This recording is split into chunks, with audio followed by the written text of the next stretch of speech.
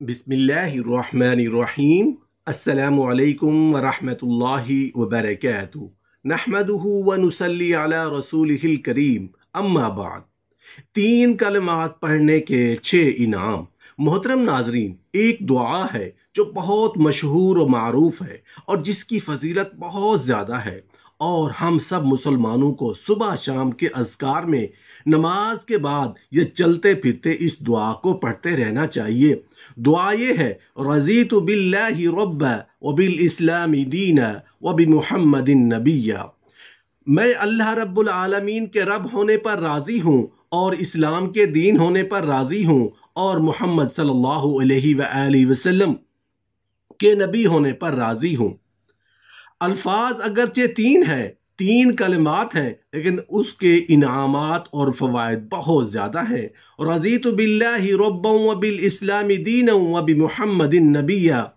पढ़ने का सबसे पहला फ़ायदा, अगर इंसान इस दुआ को पढ़ता रहता है, हदीस के अंदर आता है, रसूल अल्लाह सल्लल्लाहु अलैहि वसल्लम ने फरमाया, जन्नत उस इंसान के लिए वाजिब हो गई। यानी इस दुआ को पढ़ने की वजह से इंसान जन्नत का मुस्तहक बन जाता है। रज़ीतु बिल्लाहि रब्बन व बिल इस्लामी दीनन व बि मुहम्मदिन नबिय्या। पढ़ने की दूसरी फजीलत या दूसरा इनाम ये है, हज़रत अब्बास रज़ियल्लाहु अन्हु कहते हैं कि मैंने रसूल अल्लाह सल्लल्लाहु अलैहि वसल्लम से सुना, आपने फरमाया, अगर कोई इंसान इस दुआ को पढ़ता है, इन तीन कलिमात को पढ़ता है, तो वो इंसान ईमान का मज़ा चख लेता है। रज़ीतु बिल्लाहि रब्बन व बिल इस्लामी दीनन व बि मुहम्मदिन नबिय्या। पढ़ने का तीसरा फ़ायदा ये है कि अगर इंसान इस दुआ को पढ़ता रहता है तो इंसान के गुनाह मुआफ़ हो जाते हैं। एक रिवायत के अंदर आता है कि अगर इंसान मुअज़्ज़िन की आवाज़ सुनकर इस दुआ को पढ़े, इस दुआ को पढ़ने की वजह से इंसान के गुनाह मुआफ़ हो जाते हैं। उसके गुनाह जो हैं, जो ख़ताएँ हैं, जो नाफरमानियाँ गलतियाँ हैं, वो गुनाह इंसान के मुआफ़ हो जाते हैं। इंसान पाक और साफ़ हो जाता है। रज़ीतु बिल्लाहि रब्बन व बिल इस्लामी दीनन व बि मुहम्मदिन नबिय्या। पढ़ने का चौथा फ़ायदा इस दुआ को पढ़ने का ये है कि अगर इंसान इस दुआ को अपने मामूल के अंदर लाता है रहे, यकीन मानिए कि जो आखिरत की मनाजिल में सबसे पहली मंजिल जो कब्र है, उस कब्र के अंदर भी इंसान को इस दुआ का ज़रूर फ़ायदा होता है।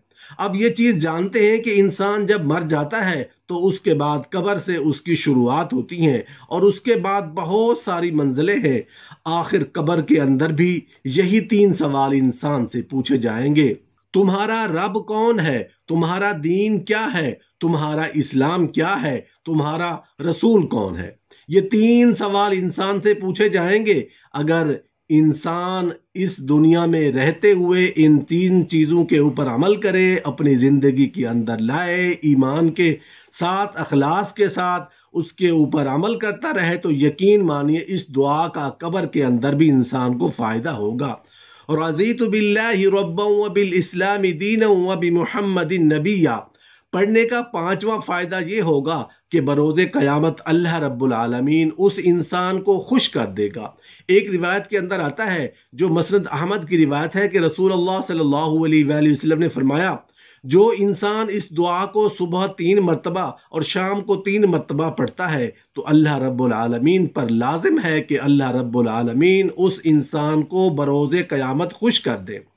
रज़ीतु बिल्लाहि रब्बन व बिल इस्लामी दीनन व बि मुहम्मदिन नबिय्या। पढ़ने का 6वां फ़ायदा ये है कि अगर इंसान इस दुआ को पढ़ता रहे, बाज़ रिवायतों के अंदर आता है, इमाम तिबरानी रहमतुल्लाह अलैह ने उसे अपनी किताब के अंदर नकल किया है, सिलसिलतुल हदीस की रिवायत है, कि रसूलुल्लाह सल्लल्लाहु अलैहि वसल्लम ने फरमाया, जो इंसान इस दुआ को पढ़ता रहे, बरोज़े क़यामत उस इंसान को मैं अपने हाथ से पकड़ूंगा और जन्नत में दाखिल कर दूंगा। ये सारे फ़वाइद, ये सारे इनाम इस दुआ के पढ़ने की वजह से हैं। मसला क्या है? इंसान इस दुआ को यकीन के साथ, मुकम्मल भरोसे के साथ اور اس زندگی میں عمل کرتے ہوئے انسان ان ساری چیزوں پر عمل کرتے ہوئے اللہ رب العالمین کے جو احکام ہیں، اللہ رب العالمین نے جو مسائل، جو احکام بیان کیے ہیں، جو بھی چیزیں نازل کی ہیں، ان چیزوں پر عمل کرتے ہوئے رسول اللہ صلی اللہ علیہ وآلہ وسلم کی جو سنتیں ہیں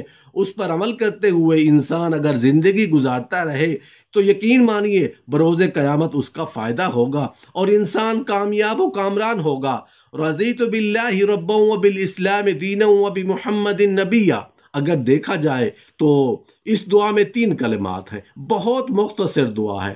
رسول اللہ صلی اللہ علیہ وآلہ وسلم اس دعا کو پڑھا کرتے تھے اور صحابہ کرام کو یہ دعا آپ نے سکھائی۔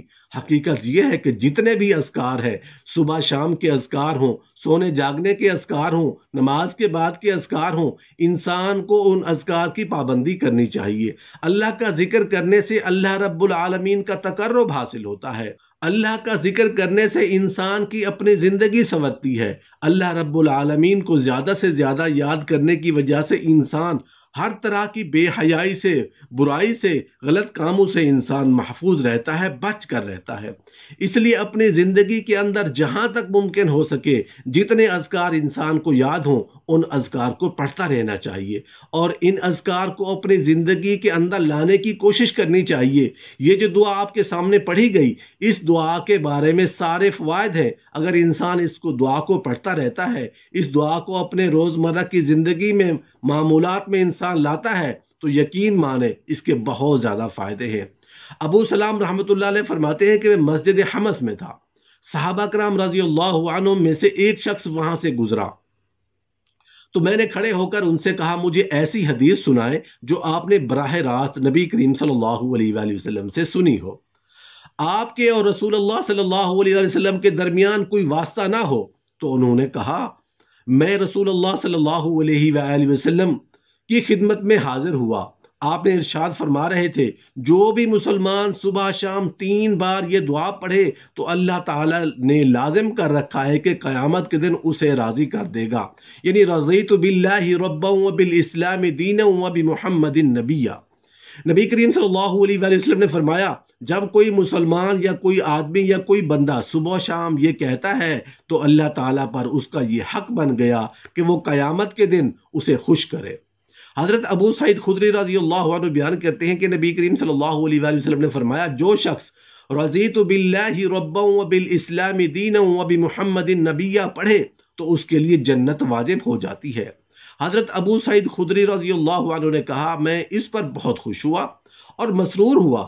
ابو سعید خدری رضی اللہ عنہ کہتے ہیں کہ رسول اللہ صلی اللہ علیہ وآلہ وسلم نے فرمایا جو شخص کہے رضیت باللہ ربا وبالاسلام دینا وبمحمد نبیا تو جنت اس کے لیے واجب ہو گئی۔